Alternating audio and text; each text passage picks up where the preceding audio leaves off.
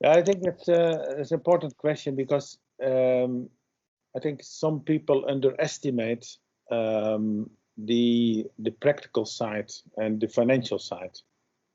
So what I say is a lot of people are inspired by the way the nurses are working with patients, and that's also very important. Acting based on trust and based on intrinsic motivation. But you also need to have a very good understanding about the business model. So there is a business model behind it, which make it sustainable. So if you're working with the principles, one of the principles is that the nurses also take care for the financial result. And the reason that we grew so fast in Holland was that nurses were feeling very responsible for not only the quality and the continuity, but also for the productivity and the financial results. So when this is going well, so when you have several teams working and they are financially doing well, then scaling is not very difficult. If this financial part is not going well, then scaling is a big risk.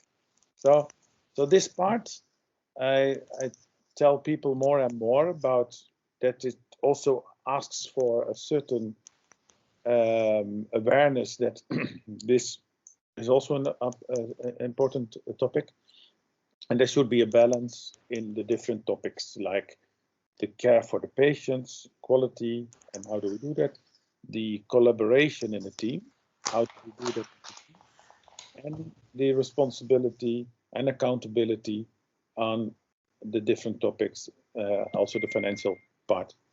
So another thing what you just asked, Thomas, I think the awareness, where do you start? The awareness that it's a different way of looking at the world, that it's another paradigm. So a lot of organizations are built on the assumption that when you have a hierarchy, you have the financial, the IT, the HR, and so on. When you have this structure, then it will work well. But my assumption is, first, what can people do themselves? So what can nurses do themselves? For example, if you look at HR, a lot of HR activities are integrated in the daily work of the nurses. So hiring your own colleagues, talking about the development, your own development, but also the development of your colleagues, that should be a continuous process in the teams. So, and we said an HR department, I see it as a risk for this, because then you pull out these responsibilities out of the team, and you make policies, and these policies are directing people. So all the time you have to think, okay, but when it's about quality, how do you expect that the nurses are dealing with quality day in, day out?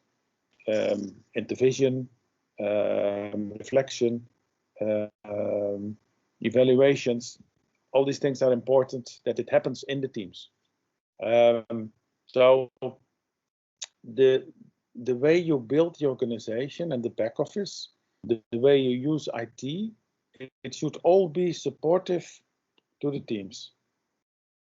So when I see in many organizations, I see that when they start with self-organization or self-steering, they start with the project team.